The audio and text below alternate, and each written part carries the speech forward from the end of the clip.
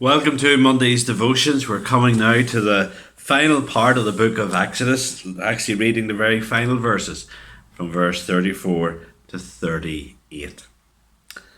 Then the cloud covered the tent of meeting, and the glory of the Lord filled the tabernacle. And Moses was not able to enter the tent of meeting because the cloud settled on it, and the glory of the Lord filled the tabernacle. Throughout all their journeys, whenever the cloud was taken up from over the tabernacle, the people would set out.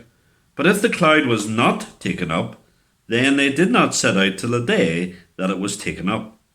For the cloud of the Lord was on the tabernacle by day, and fire was on it by night, in the sight of all the house of Israel, throughout all their journeys. Amen.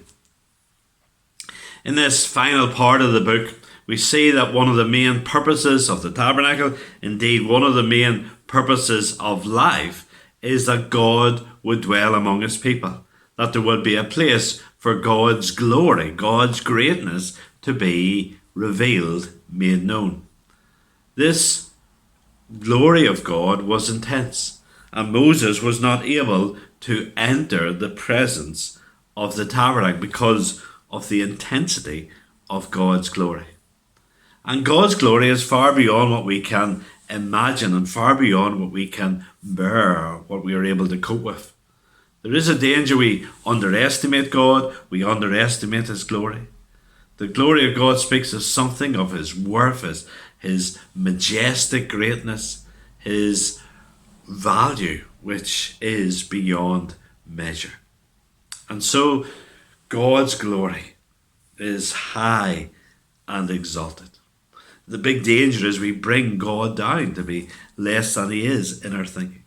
That's why people so often they question God. So often today even would speak against God. They do not know the glory, the greatness, the majesty, the splendor, the awesomeness of God. The Israelites follow the glory of God. Verse 36 to 37 there, that whenever the cloud lifted, they followed it. They were not going their own path in life. They were following. They were wanting to live within the presence of God. They were wanting God to live among them. And is that your passion? Is that your desire? Is life just about what you want? Is your life just about where you want to go? Or are you committed to God? Are you committed to Christ? Are you seeking his will? Do you want to live in the joy and the wonder of being in the presence of the living God day by day? The glory of God would have been a great source of security and comfort for his people.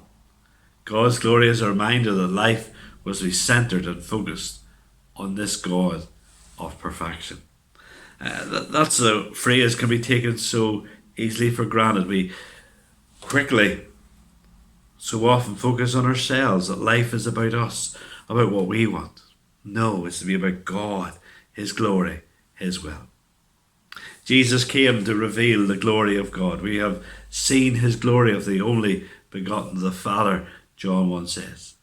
And it's a life lived with Christ that brings us into God's glory again and again. Have you this growing knowledge of the glory of God? This is what you're made to know. This is what we'll experience ultimately in heaven, but we can have a foretaste of it now. We should be like Moses of old, who prayed for the glory of God to pass before him. Are you seeking this in your life? Oh, that we would long for the glory of God. You know, the problem for us is that we're sinners and all have sinned and fall short of the glory of God. We're not measured against other people. We're measured against the infinite perfection of God. This God who one day we will see and recognize his glory and his majesty. Amen.